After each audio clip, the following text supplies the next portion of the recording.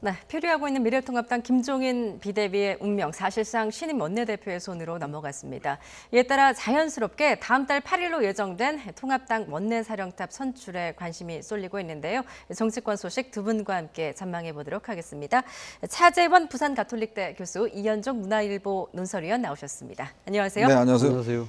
예, 총선 참패 2주 동안 그 김종인 비대위를 놓고 경론을 벌였었는데 결국 차기 원내 지도부의 공을 넘기기로 했군요.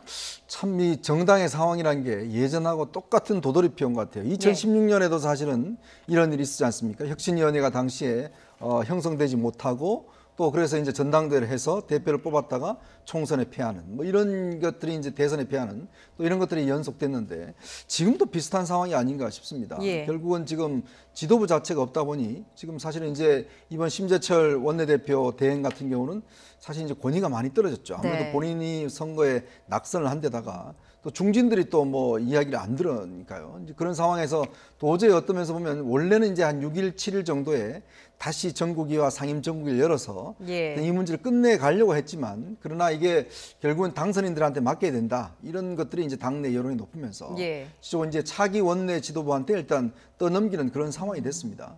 이제 그러다 보니 이 문제가 과연 그러면 차기 원내 지도부 속에서 또 이제 해결될 것인가? 예. 또 이런 논란도 분명히 있는 거죠. 예. 그렇다 보면 지금 일단 미래통합당 같은 경우는 어쨌거나 지금 현재 지도부 공백 속에서 5월 8일 날 차기 지도부가 뽑혀야 되는데 문제는 이 차기 지도부가 어떠한 노선을 가지냐에 따라서 또 요동이 있을 것 같아요. 예. 만약 또 김종인 비대위를 추진할 경우에 또 한 번 당내 이제 중진들이 반발할 것 같고 또 그렇지 않다라고 하면 또 어떤 면에서 보면 대안이 있느냐라는 그런 또 수렁에 빠질 것 같고 참 어떤 지금 이러지도 못하고 저러지도 못하는 예. 이제 그런 상황인 것 같습니다. 뭐 뚜렷한 지금 대안이 안 보이는 상황인 것 같은데 이렇다 네. 보니까 이제 총선 참패 후에 혁신이 점점 멀어지고 있다라는 지적도 나오고 있습니다. 어떻게 보십니까? 물론 뭐 혁신의 모습이 점점 멀어지는 상황이긴 하지만 저는 뭐 어떻게 보면 원래 이 순리대로 갈 방향으로 지금은 이제 방향을 제대로 잡은 것이 아닐까 하는 생각이 듭니다. 예. 사실 이 지금 그 선거에 참패했던 지도부가 이 지금 차기 비대위를 구성한다는 것 자체가 사실 조금 정치적으로 말이 안 되는 상황이거든요.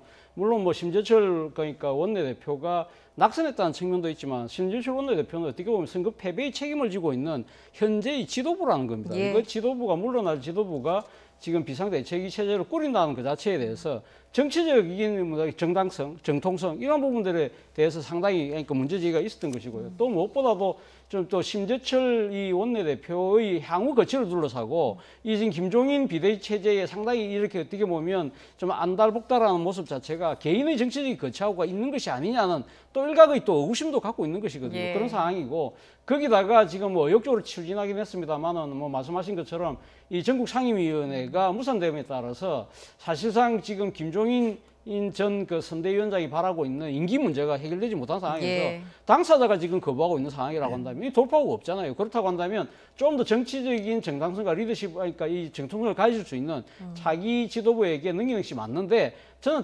처음부터 차기 지도부에게 맡긴다는 생각을 했다고 한다면 예. 이 지금 차기 지도부 지금 원내대표 선출 자체로 한 일주일이나 열흘 정도 당길 수도 있었을 것인데 처음부터 당초에 잘못 꼬이는 바람에 깨이는 예. 바람에 상당한 지금 이 차질이 더 스스로 이 자초한 측면이 있는 것이 아닐까라는 생각이 듭니다. 예, 어쨌든 신임 원내대표 선거가 이번 달이죠. 이제 5월 예. 첫날이니까요. 8일 날 열리는데 지금 일주일 동안 지도부 공백이 좀 불가피해졌습니다. 지금 자연스럽게 오는 8일 뽑는 신임 원내대표 선거에 자연스럽게 이제 관심이 쏠리는데 과연 친김이냐 반김이냐 지금 김종인 비대위에 대한 입장이 최대 쟁점으로 떠오른 모양새입니다. 이와 관련한 이준석 최고위원의 발언 직접 들어보시죠. 지금 원내대표 나가시는 분들은요 여러 가지 정책적 공약도 내셔야겠지만은 제1 공약이 뭐가 됐냐면은 아마 다들 물어볼 겁니다. 나는 김종인 비대위에 그렇죠. 찬성한다 반대한다. 당선자들 중에서 특히 이제 초재선이 많지 않습니까? 이분들의 분위기는 어쨌든 김종인 비대위로 가는 것이 적절하다 이렇게 보고 있는 게 아닐까 싶습니다.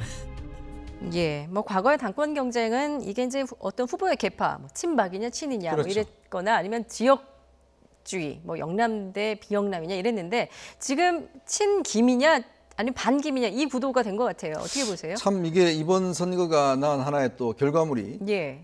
그동안 미래통합당에서 이제 친박과 비박이라는 말이 사라졌다라는 것이 이제 하나의 또 성과로 보여집니다. 네. 근데 이제 그 상황이 또 이제 소멸되면서 또 이제 친김이냐 반김이냐 또 이런 상황으로 넘어가는 것 같아요. 그런 걸 보면 지금 원내대표가 과연 누가 뽑힐 것인가에 따라서 향후 이제 어떤 당 지도부가 비대위로 갈 것인지 아니면 어쩌면 조기 정당대회를 통해서 8월 달에 전당대회로 갈 것인지 이게 결정이 될 텐데 예. 지금 어떤 면에서 보면 확연하게 좀 구분이 되는 것 같아요. 지금 뭐 조혜진 당선인이나 그다음에 이제 김태흠 의원 같은 경우는 이거는 뭐 김종인 비대위 안 된다는 입장이고 반면에 지금 어떤 면에서 보면 정진석 지금 의원 같은 경우는 이제 불출마를 선언을 했죠. 예. 그리고 이제 나머지 이제 서병수 그다음에 유이동 뭐 이런 분들 같은 경우에 이제 어떤 면에서 보면 당이 이번에 총선 참패가 결국 지금 상황으로 그냥 끌고 간다라면 어떤 면에서 대선도 가망이 없는 게 아니냐. 그럴 거면 뭔가 좀 큰 변화를 해야 된다. 큰 변화를 위해서는 이야기했지만 세대 교체라든지 예. 또 노선의 변화라든지 뭔가 변화를 해야 되는데 과연 그러면 지금 현재 있는 당내 인적 자원 가지고 과연 가능하겠냐는 이야기예요. 네. 이제 그런 근본적인 문제에서부터 시작해서 또 일부 중진들 같은 경우는 자기들 개인적인 정책 욕심이 있습니다. 왜냐하면 뭐 차기 당 대표를 하고 싶다, 뭐 등등 이런 것 때문에 이제 김종인 비대위가 들어서면 예. 안 된다는 쪽으로 이제 강하게 반대를 하고 있거든요. 이제 그런 상황에서 아마 초선들 같은 경우는 지금 이번에 이제 당선된 초선들 같은 경우는 지금 한 50명 정도 됩니다만은 아마 뭔가 근본적 변화를 상당히 많이 원할 것 같아요. 예. 왜냐하면 지금 이대로 가다가 예를 들어서 중진들 몇 명이 싸우다가 또 똑같은 일이 벌어지지 않겠습니까? 네. 이제 그렇다고 본다면 저는 아마 대세는 일단 김종인 비대위 쪽으로 가는 쪽으로 무게가 실리지 않는가. 아마 이 김종인 비대위를 찬성하는 사람 중진이 이번에 아마 원내대표 될 가능성이 저는 높다라고 보여집니다. 예. 지금 뭐 앞서 정진석 의원은 이제 불출마를 했다 말씀을 해주셨고 지금 원내대표 경선에 누가 나설지 아직 뚜렷하게 후보가 나오진 않고 있는데 한 10여 명 정도가 거론이 되고 있는 것 같습니다. 누가 지금 하나평에 오르고 있습니까? 지금 뭐 앞서 뭐 말씀하신 것처럼 지금 뭐 본인이 내가 지금 한번 해보겠다고 하는 사람이 뭐 거의 지금 안 보이고 있는 상황이거든요. 이게 네. 상당히 이례적인 상황인데요. 지금 그러다 보니까 보통 이 지금 정당 같은 경우에 원내대표는 주로 한 3승급 조금 더 이제 욕심을 내는 경우는 한 4승까지도 갑니다만 네. 지금 당장 지금 그 미래통합당 입장에서는 5선 의원들까지 지금 사실 하마평에 오르내리고 있습니다. 지금 5선 의원이라고 하면 지금 부산에서 당선된 지금 서병수 당선자하고요. 그리고 지금 대구의 조호영 의원이 아마 5선이고요. 그리고 예. 지금 정진석 의원도 뭐 5선이긴 합니다만 정진석 의원은 뭐 불출마를 한다고 하니까 예. 뭐 그렇고 조경태 의원도 5선이긴 하지만 조경태 의원은 지금 원내대표보다는 아마 당권을 도전할 것으로 지금 알려지고 있는 상황이고요. 그리고 예. 이제 4승 그룹에는 이제 건영세, 박진, 뭐 또 김기현 이런 분들이 지금 거명되고 있는데 과연 이분들이 지금 그러니까 지금 출사표를 던질지는 좀 지켜볼 필요가 있는 것 같고 예. 그 중에서도 가장 의욕적으로 보이는 분이 지금 3선 당선자인 이 조혜진 당선자하고 김태흠 의원이 지금 예. 상당히 상대적으로 의욕을 보이고 있는데 제가 생각했을 땐 그렇습니다. 아무래도 지금 선뜻 나서지 못하는 이유는 뭐 가장 큰 문제가 당면한 문제가 비상대책위 체제를 어떻게 꾸려나갈 것이냐의 부분인데 예. 만약에 그러니까 지금 김종인 체제를 또 이 원하는 사람은 원하는 사람대로 이걸 어떻게 관철시킬 것인가를 아마 고민할 수밖에 없는 것이고요. 네. 반대하는 사람들은 그럼 거기에 대한 대안은 뭘까를 고민할 수밖에 없는 상황. 그리고 또 지금 이 한국당 계열, 이게 지금 통합당 계열, 보수 계열이 사실 야당을 하긴 했습니다만 이렇게 의석수가 현격하게 차이가 나는 이런 상황에서의 원내대표가 처음이거든요. 예. 그렇기 때문에 아마 지금 여러 하마평에 오른 사람들 입장에서도 과연 이런 상황에서 내가 어떤 역할을 할 수 있을까? 거기에 대한 고민도 좀 자리 잡고 있지 않나 하는 생각이 듭니다. 예, 지금 말씀하신 이제 김태흠 의원, 조혜진 의원 같은 경우에는 공개적으로 지금 김종인 비대위를 반대 선언을 하지 않았습니까? 네. 만약에 그 두 의원이 원내대표가 된다면 김종인 비대위의 운명 어떻게 보십니까? 저는 뭐 그분들이 만약 당선이 된다고 한다면 아마 그분들 입장에서는 그러니까 본인이 중심이 돼서 아마 비상대책위를 짧은 시간 꾸려나가면서 8월 전당대회로 바로 직행하지 않을까라는 예. 생각을 해봅니다. 예, 알겠습니다. 자, 앞으로 통합당 일주일 동안 뭐 지도부 공백이 불가피해 보이는데요. 그 사이에 김종인 비대위를 두고 더 격론이 벌어지는 게 아니냐, 통합당 내분이 더 비화하는 게 아니냐는 분석도 있는데 박지원 의원은 이런 분석을 내놨습니다. 그런데 제일 바람직한 것은 저렇게 2년, 3년 내에 싸우면 좋아요. 저렇게 가는 것이 아주 우리한테 바람직한 일이 저렇게 망해가는 거지 뭐. 나는 첫째는 그래도 지금도 제가 존경하고 참 좋아하는 우리 김종인 위원장이 가시지 마십시오. 그렇게 공개적으로 얘기를 해도 가시려고 하면 거기도 모르겠고.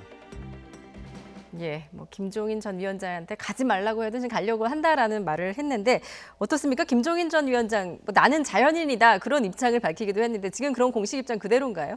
그런 것 같아요. 근데 지금 박 전 의원이 우리한테 좋은 일이라는데 우리가 누군지 모르겠습니다. 본인은 뭐 민주당원도 아닌데 우리한테 네. 좋은 일이라는 게 과연 뭔지는 모르겠지만 어쨌거나 지금 뭐 당이라는 게 항상 시끄럽게 돼 있습니다. 예. 근데 이제 방향이 어떤 방향으로 가게 돼 있는가, 이 시끄러운 것도 어떤 면에서 보면 생산적으로 가게 되는가, 아니면 정말 어떤 면에서 보면 서로 갈갈이 찢어지는 방향으로 갈 것인가, 이게 중요한데요. 지금 상황을 봐서는 사실 이제 김종인 비대위원장 체제가 된다 하더라도 지금 뭐 끊임없이 아마 흔드는 요인들이 있을 것 같아요. 즉 당외에서는 홍준표 뭐 이런 분들이 흔들어댈 것이고, 또 당내에서는 어떤 면에서 보면 당권을 지금 뭐 원하는 뭐 조경태, 뭐 김태흠 뭐 등등 이런 사람들이 흔들어댈 것인데 예. 과연 그 속에서 김종인 위원장이 어떻게 리더십을 잡아나갈 것인가, 솔직히 이런 어떤 고민도 있는 것 같아요. 예. 그러면서 본다면 김종인 위원장이 지금 나는 자연이다 이야기하는 것은 뭐 당신들이 필요하면 쓰고 아니면 나는 지금 그냥 자연으로 남겠다 하는 정형적인 이제 어떤 면에서 보면 좀 그 왔다 갔다 하는 단기 그런 예. 수법인데요.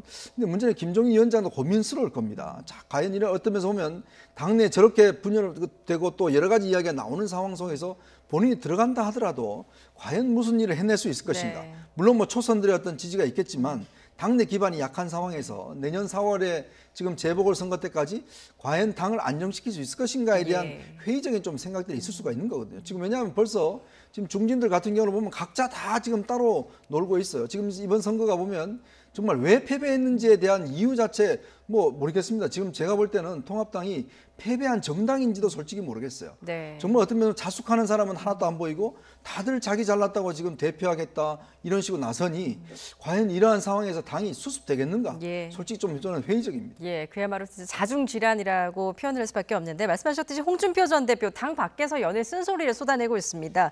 뭐 앞서 그래픽에도 나왔지만 통합당은 잡당이다 뭐 이런 이야기도 하고 있고요. 뭐 총선 폭망 지도부다 뭐 이런 좀 말하자면 좀 너무 공격적인 말을 하고 있는데 심재철 원내대표가 이제 보다 못해서 나배당 일에 참견을 마라라면서 네. 이제 맹공을 퍼붓습니다. 이런 논란에 대해서 좀 어떻게 보십니까?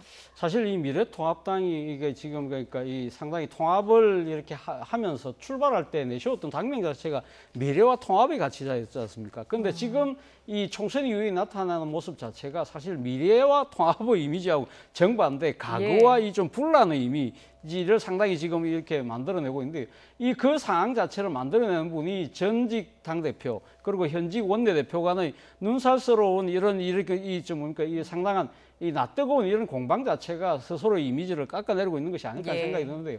모르겠습니다. 일단 뭐 지금 심재철 원내대표 입장에서는 지금 홍준표 전 대표가 일단 당을 떠난 사람이고 당의 그러니까 낙천을 해서 떠난 사람이 지금 당 문제에 대해서 이래저렇게 이야기 한다는 것 자체가 말이 안 된다. 예. 그건 뭐 완전히 뭐 원칙적인 이야기인데요. 사실은 뭐 지금 홍준표 전 대표 입장에서는 이 사실을 자신의 모든 정치적 삶을 이 지금 미래통합당과 같은 정당에서 해왔다는 측면에서 본다고 한다면 자신은 틀림없이 이 발언권을 갖고 있다고 생각을 할 수밖에 없는 상황이기 때문에 그러한 예. 부분들을 무시하고 심재철 원내대표가 무조건 말하지 마라. 그러한 것 자체는 뭐 어떻게 보면 정치적인 상당히 더 이상 저는 조금 그럼 좀 나간 측면이 있다는 생각이 들고 예. 그리고 반면에 홍준표 전 대표 입장에서도 저는 사실 그렇게 박수 받을 만한 상황도 아니라는 생각이 들어요.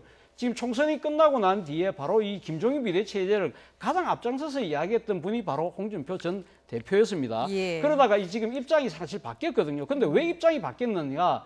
그 부분에 대해서 명백한 이유가 없어요. 단지 그러니까 임기를 지금 상당히 그 이 8월 전대를 넘어서까지 하겠다는 그 부분에 좀 발끈했다는 식으로 이야기를 하고 있지만 상당수의 사람들은 김종인 전 위원장이 최근에 그 인터뷰했던 차기 대선 주자는 70년대생 경제통이다. 예. 그리고 2017년도에 대선 후보에 나왔던 분들은 시효가 끝났다. 그 자체가 일종의 홍준표 불가론을 이야기한 것 때문에 아마 자신의 정치적 거치에 대해서 걸림돌이 된다고 해서 강하게 공격하는 측면 이러한 부분들에 대해서 또 상당히 그러니까 이 자신의 정치적 득실과 갖고 지금 이야기하고 있는 것이 아니냐 예. 그런 부분들 때문에 아마 홍준표 전 대표 이런 발언에 대해서도 그렇게 좋은 박수만 놓은 건 아닌 것 같습니다. 예.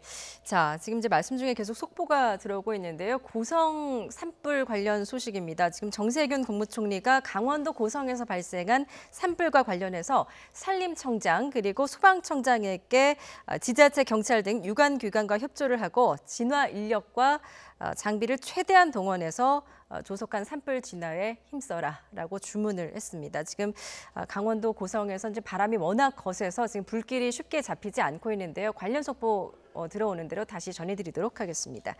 자, 지금 이제 통합당 이야기를 하고 있었는데요. 이번은 여권 관련 이슈로 좀 넘어가 보겠습니다. 4.15 총선 이후 여권에서는 개헌 담론이 갑자기 수면 위로 떠올랐는데요. 전면 개헌을 추진하려는 게 아니냐라는 논란에 오늘 청와대와 정부 여당이 모두 일제히 선을 그었습니다. 자, 이해찬 대표의 자제령에도 불구하고 네. 당선자를 중심으로 지금 여권 일각에서 뭐 개헌 담론이 솔솔 나오고 있거든요. 어떻게 보세요? 저는 뭐 사실 이 경제 비상시국에 이 개헌론을 이야기한다는 자체가 그렇게 바람직해 보이지는 않습니다. 예.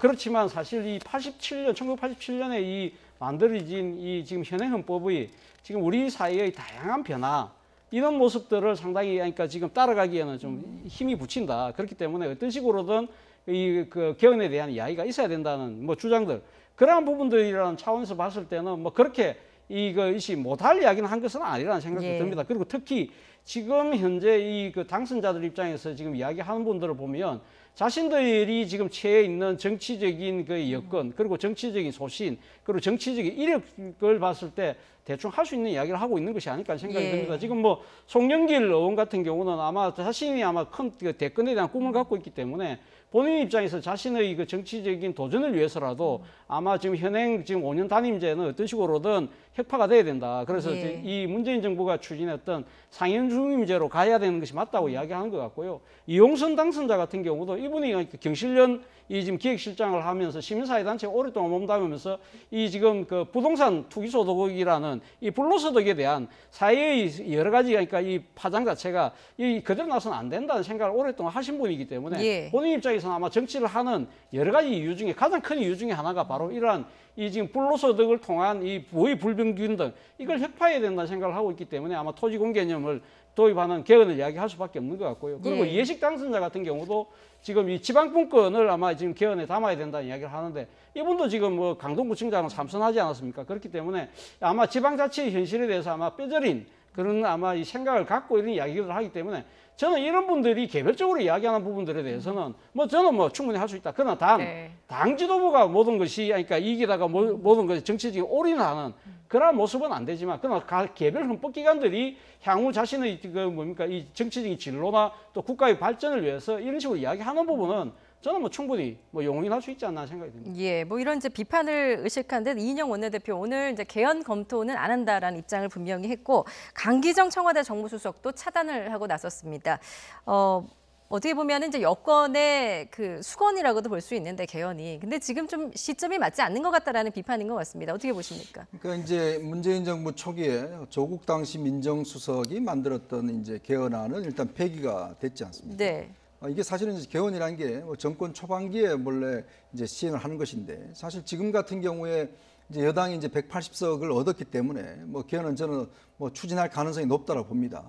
근데 이제 이야기했지만 문재인 대통령도 그렇고 여당 지도부도 그렇고 지금 사실 우리가 가장 중요한 것이 코로나 이후에 어쩌면 우리 경제 상황이 굉장히 안 좋아질 수 있는 가능성이 지금 뭐 상당히 엿보이지 않습니까? 예. 그러면 이 국력을 어디에다 쏟아야 되느냐에 대한 저는 국민적 합의는 있다고 봐요. 즉, 이 경제를 어떤 부흥시키고 어떤 면에서 보면 침체된 경제를 살리는 쪽으로 모든 역량들이 투입돼야 된다. 저는 그게 총선에 나타난 민심의 하나의 바로미터가 아닌가 생각이 들거든요. 예. 자, 그렇다면 지금 어떤 면에서 보면 코로나 전국이 아직 끝나지 않은 상황입니다. 그러면 결국 내년 이제 초반까지 어떤 면에서 보면 이 문제가 사실은 지배할 텐데 그러면 지금 여당에서 이 개헌론을 들고 나오면 모든 이슈들이 사실은 블랙홀 같이 빠져들 수가 있어요. 네. 왜냐하면 이게 단순히 권력에 대한 어떤 뭐 5년 중임제냐, 뭐 4년 중임제냐, 내각제냐 이런 문제를 떠나서 가장 기본적인 자유민주주의 체제에 대한 근본적 질서의 문제, 즉 토지 공개념이라든지 이런 것들에 대한 논쟁이 시작되면 엄청난 사회적 논란으로 발전시킬 수가 있습니다. 자, 예. 그렇게 되면 모든 여야는 사실은 국내 문제를 떠나서 사상적 이념적 논쟁으로 번질 수가 있는 거거든요. 그렇다면 과연 그러면 우리 사회는 어떻게 될 것인가? 그 문제를 생각해 볼 수밖에 없어요. 예전에 아시겠지만 열린우리당 시절에 4대 악법 철폐 투쟁을 하다가 결국은 어떤 면에서 여당이 소수당이 돼버리는 그런 상황을 우리가 경험을 해왔지 않습니까? 예. 자, 그러면 개헌이라는 게 내년 아마 4월까지 하지 않으면 개헌하기 어렵습니다. 왜냐하면 그다음부터는 대선 국면으로 들어가기 때문에. 그렇다면 지금 이 1년 남은 기간 동안 과연 우리가 개헌 문제로 어쩌면 소모할 것인지 예. 아니면 정말 국난 극복을 위해서 투여할 것인지 저는 여당의 선택에 달려있다고 봅니다. 예. 자, 어제 이인영 원내대표 전 국민이 개헌안 발의할 수 있도록 하는 국민발안제를 처리하자면서 오는 8일 본회의를 열자 이렇게 야당 측에 공개 제안을 했는데요. 직접 들어보겠습니다. 우선 개헌과 관련해서 국민적인 어떤 합의 과정 없이 동의 절차를 밟는 거 아니냐, 이건 뭐 전혀 의심할 필요는 없다, 이렇게 거듭 말씀드릴 수 있습니다. 실제로 개헌을 추진하려고 하는 거 아니냐, 이런 거는 지금은 안 맞는 이야기라고 보는 게 맞을 거예요. 총선 전부터도 그랬고 지금도 총선 이후에도 그렇고 지금 시점에서 개헌을 추진하는 거 이런 것들은 검토 안 했고 또 꼭 바람직하지도 않다, 뭐 이런 생각들이 대부분이었을 거라고 봅니다. 예, 지금도 말씀 중에 속보가 들어왔는데요. 강원 고성 산불과 관련해서 산불 재난 국가위기경보 심각 단계가 발령이 됐습니다. 오늘 오후 8시 10분쯤에 이제 강원 고성군 토성면 도원리의 한 주택에서 난 불이 인근 야산으로 번지면서 지금 이 시각까지 진화를 하지 못하고 있는데요. 앞서 소방당국의 대응 2단계를 발령을 했었는데 산불 재난 국가위기경보 심각 단계가 발령이 됐다라는 속보까지 들어왔습니다.